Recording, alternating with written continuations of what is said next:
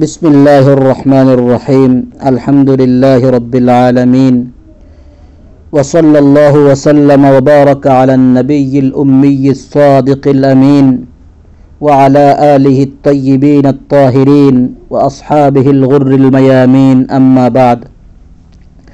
بزرگان محترم و معزز سامعین، آج 20 رمضان المبارک کی مناسبت سے 20واں درس دنیا و آخرت میں تقوی کے فوائد و ثمرات کا سلسلہ چل رہا تھا۔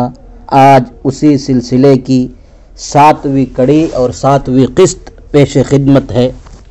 برادران اسلام، تقوی کے عظیم ثمرات میں سے یہ بات بھی ہے کہ متقی شخص شیطانی حملوں سے محفوظ رہتا ہے، کیونکہ تقوی شیطان کے حملے سے انسان کی حفاظت کرتا ہے۔ چنانچہ متقی شخص اگر کسی گناہ میں پڑنے لگے تو وہ فوراً چوکنا ہو جاتا ہے، اللہ کے احکامات کو یاد کرتا ہے اور گناہ کا احساس کرتے ہوئے اللہ سے توبہ و استغفار کرتا ہے۔ ارشاد باری تعالی ہے، ان الذين اتقوا اذا مسهم طائف من الشيطان تذكروا فاذا هم مبصرون۔ بے شک جو لوگ اللہ سے ڈرتے ہیں ان کو شیطان کی طرف سے کوئی وسوسہ آ لیتا ہے تو وہ چونک جاتے ہیں اور فوراً ان کی آنکھیں کھل جاتی ہے۔ دنیاوی زندگی اور آخرت میں بشارت۔ تقوی اختیار کرنے سے نہ صرف مسلمان کی آخرت سنور جاتی ہے بلکہ اللہ تعالیٰ اسے دنیا میں بھی سکون، عزت، قناعت اور رزق حلال جیسی نعمتیں عطا فرماتا ہے اور اس کی زندگی نہایت سکون اور چین سے گزرتی ہے۔ اللہ تعالیٰ کا ارشاد ہے، الا ان اولیاء اللہ لا خوف علیہم ولا هم يحزنون الذین آمنوا وكانوا يتقون لهم البشرى في الحياة الدنيا وفي الآخرة لا تبديل لكلمات الله ذلك هو الفوز العظیم۔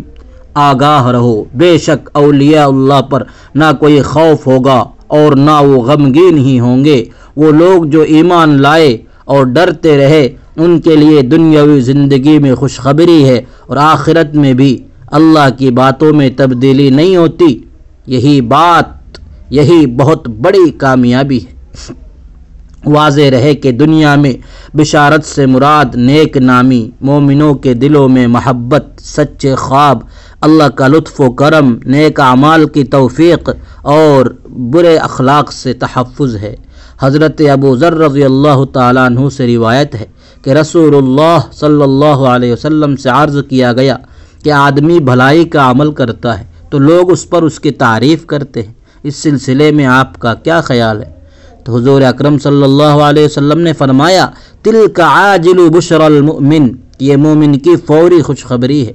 امام نووی رحمہ اللہ فرماتے ہیں کہ علماء کرام کے نزدیک اس کا معنی یہ ہے کہ یہ جلد خیر عطا کرنے والی خوشخبری ہے جو اس سے اللہ کے راضی ہونے اور محبت کرنے کی دلیل ہے۔ چنانچہ جب اللہ تعالیٰ کسی بندے سے محبت کرتا ہے تو مخلوق کے نزدیک بھی اسے محبوب بنا دیتا ہے۔ یہ سب کچھ اس شرط کے ساتھ ہے کہ اللہ کی مدح و ستائش میں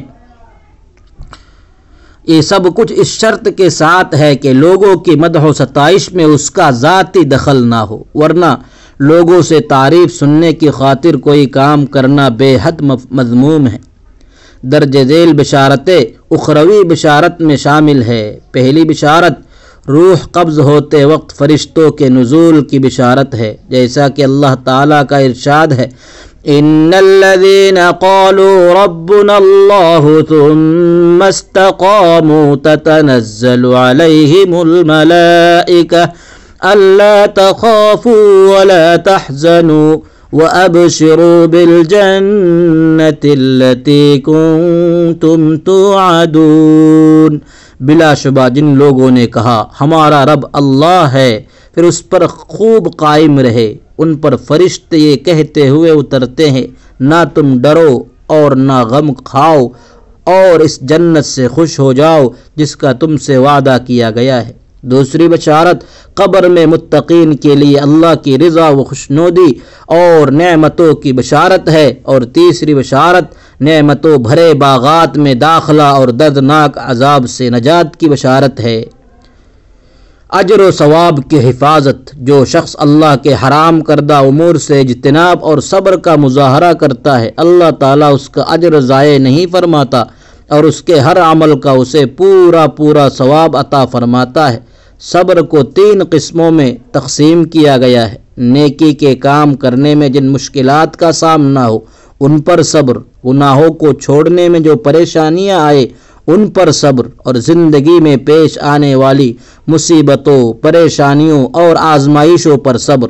ارشاد باری تعالی ہے، اِنَّهُ مَن يَتَّقِ وَيَصْبِرْ فَإِنَّ اللَّهَ لَا يُضِيعُ أَجْرَ الْمُحْسِنِينَ۔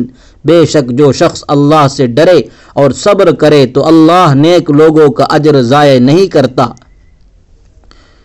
دنیا و آخرت میں نیک انجام۔ اہل تقوی کو اگرچہ تقوی شعاری کی زندگی گزارنے پر بڑی آزمائشوں اور پریشانیوں کا سامنا کرنا پڑتا ہے، لیکن انجام کار متقین کے حق میں ہمیشہ اچھا ہی ہوتا ہے۔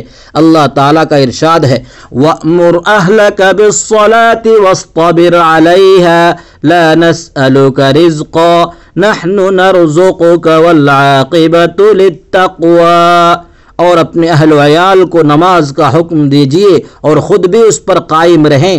ہم آپ سے رزق نہیں مانگتے، ہم ہی آپ کو رزق دیتے ہیں، اور بہترین انجام تو اہل تقوی کے لیے ہے۔ نیز ارشاد فرمایا، قال موسیٰ لقومہ استعینوا باللہ واصبروا ان الارض للہ یورثها من یشاء من عبادہ والعاقبۃ للمتقین۔ موسیٰ نے اپنی قوم سے کہا، تم اللہ سے مدد مانگو اور صبر کرو، بے شک زمین تو اللہ ہی کی ہے، وہ اپنے بندوں میں سے جسے چاہتا ہے اس کا وارث بناتا ہے، اور اچھا انجام تو پرہیزگاروں ہی کے لیے ہے۔ نیز فرمایا، فاصبر ان العاقبۃ للمتقین۔ لہذا آپ صبر کرتے رہیں، یقیناً انجام کار متقین ہی کے لیے ہے۔ مزید ارشاد فرمایا، تلک الدار الآخرۃ نجعلها للذین لا یریدون علوا فی الارض ولا فسادا والعاقبۃ للمتقین۔ یہ آخرت کا گھر ہم ان لوگوں کو دیں گے جو زمین میں نہ بڑائی چاہتے ہیں اور نہ فساد، اور اچھا انجام تو پرہیزگاروں ہی کے لیے ہے۔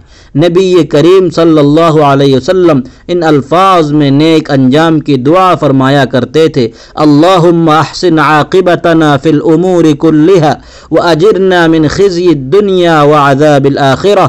اے اللہ، تمام معاملات میں ہمارے انجام کو سنوار دے اور ہمیں دنیا کی رسوائی اور آخرت کے عذاب سے محفوظ فرما۔